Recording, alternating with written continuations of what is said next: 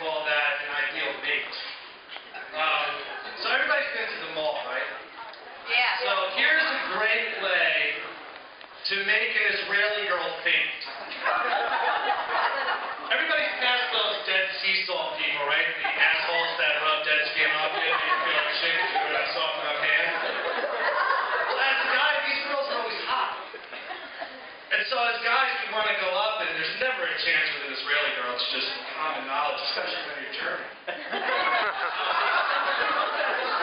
So I know exactly what these people are going to do. And I'm walking past them, I do not want to stop. I don't want softer hands, it's just gross. I don't want to feel like I need soft hands constantly. It's just... So I walk past, and I'm trying to hide my face, and the girl goes, "Come here, I want to show you something. Come here, I want to show you something." That's a terrible Israeli accent, I'm sorry. I'm like, "No, I'm okay." She goes, "What are you, gay?" I'll be right back. So you go in, and I need to get an Annie Ann's pretzel, because it just smells delicious. It never tastes as good as it smells, but it's always delicious. So, I go to the food court, I come back. Now, I know the process that these girls are doing. I got sucked in 3 times. There was 3 hot Israelis, believe it or not. So I come in, and the Israeli girl goes, "Here, let me see your arm." And I was like, "Listen, are you going to rub that skin off my wrist?"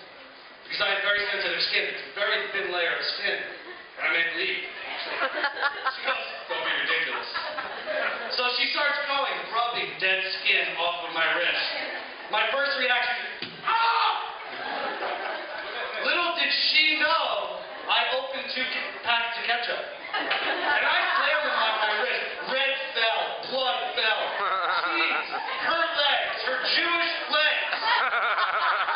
And she fainted. And I went and got a Mrs. Fields cookie. And that is how you make an Israeli girl faint. So very rarely. Thank you for clapping for a fainting Israeli. So, I'm never shocked, and it's sad I don't get surprised much. But I had a one-night stand not too long ago.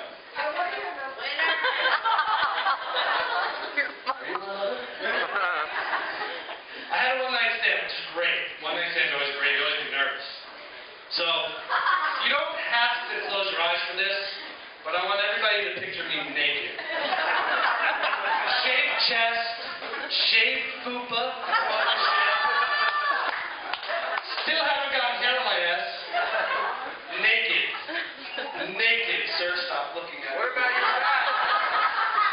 What about your back? Sorry, Iranian? Back has 2 patches. It's genetic. So now I'm in the missionary style, because I always start off missionary, just because that's how you start off. That's how my mother taught me.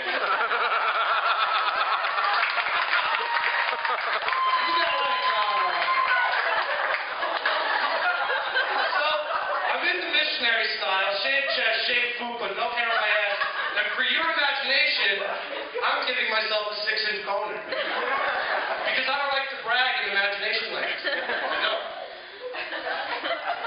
The girl looks up at me and she goes, "I want you to choke me." Now, as a man, I'm not turning away this challenge. Normal people would have said, "No way."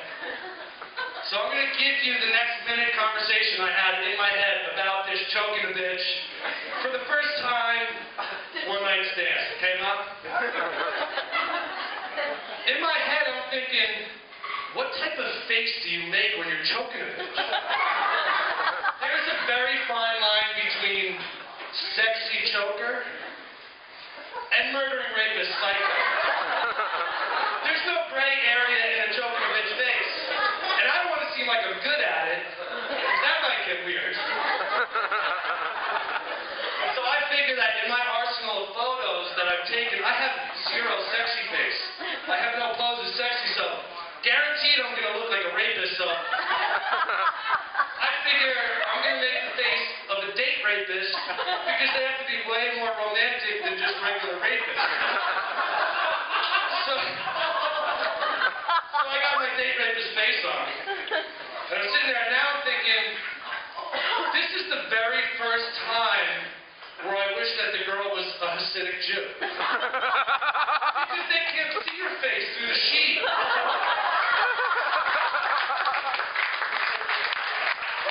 And to be honest with you, choking a bitch through a sheet would kind of be like having sex with a ghost, which I don't know about your bucket list, but mine has Hasidic Jew, ghost, banging with a ghost, and then getting on The Price is Right. I'm sure it's a common bucket list. So, which brings me to my next thing, like, dude, when do you choke? Do you choke right away?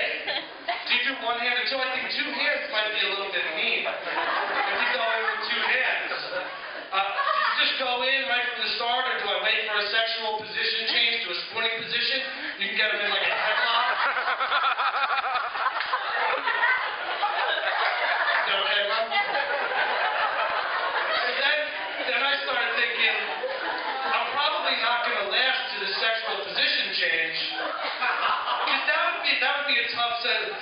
I'm sorry, it's been a long time. Give me 5 minutes. I will choke you in 5 minutes. I promise you, you will be choked in at least 5 minutes. Let me have a cigarette. So after I figured out, okay, you know what, I'm just going to go for the choke, and what sort of what sound do you make when you're choking a bitch? Because my normal sex sound is... If you're choking a bitch and you make that sound, definitely not different than the ruin the mood. Which would just be awkward. But, you know, my parents, when they sat me down, they gave me a Birds and the Bees story. And the Birds and the Bees never took a wicked turn into... The birds and bees end up choking. Because neither animal has the right limbs to choke. And bees don't even have necks. It's just common. So, anyway. So, I was very fortunate growing up in a household where we could talk about a lot of things with my parents. And I'm very fortunate because my mother loves being choked. And she told me everything that I